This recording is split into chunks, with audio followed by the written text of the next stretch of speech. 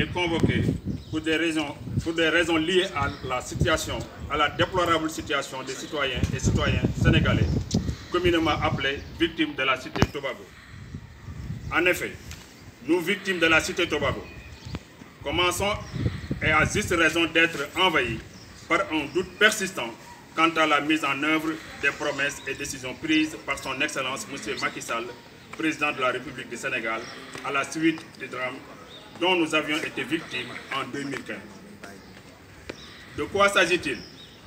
En réalité, tout le monde se souvient de cette catastrophe difficilement qualifiable que nous avons vécue au mois de juin 2015 avec la démolition de nos habitations que le président Macky Sall a par la suite lui-même qualifiée d'affaire qui a fini d'émouvoir par ses effets assez poignants. Que s'est-il passé?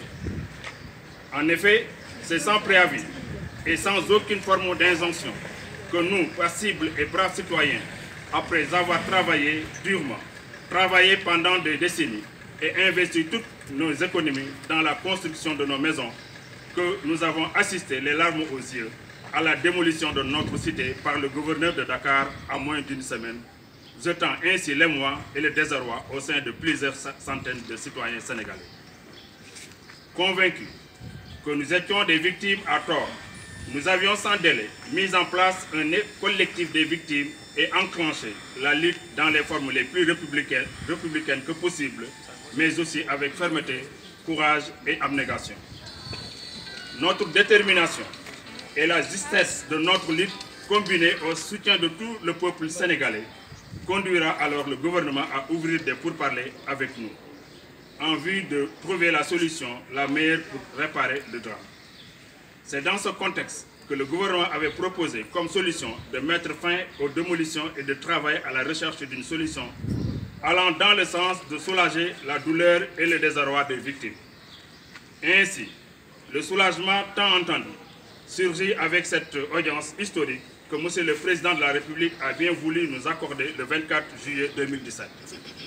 À cette occasion, le chef de l'État nous a révélé avoir fait travailler dans une démarche inclusive et transparente les services de l'État, certaines autorités coutumières et le collectif des victimes, mais aussi toute personne ayant des prétentions sur les assiettes foncières en question, de manière à permettre un recasement sans contestation ni opposition sur les sites de Ngor, 6 hectares et Yoff, 5 hectares, qui sont une propriété exclusive de l'État et sont libres de toute occupation. Il nous a même sublimé en ajoutant que personne ne vienne vous dire Djibounefi, Guénénéfi, Lima Komom, voilà qui Komom. Donc jamais une autorité n'a été si claire, si précise et par conséquent si rassurant pour nous.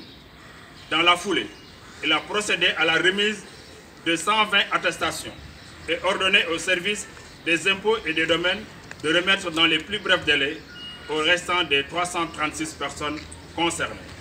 Cerise sur le gâteau, Monsieur le Président de la République décida de procéder à l'octroi d'une aide financière allant de 10 à 20 millions de francs CFA, selon le niveau de démolition.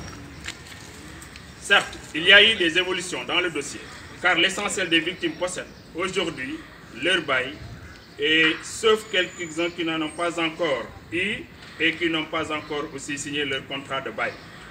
Et l'impossibilité de mettre le pied sur les sites occupés par des militaires, d'une part, et de l'autre, l'indemnisation promise tarde à être effective. Voilà pourquoi, chers compatriotes, nous lançons ce cri de cœur pour vous faire part de cette intenable situation que nous continuons de vivre et que le chef de l'État avait déclaré définitivement réglée depuis juillet 2017. Pourquoi on ne nous laisse pas disposer de nos terrains qui sont dès lors non chez choix? Comment justifier cette lenteur qui entoure la mise en œuvre des décisions du chef de l'État?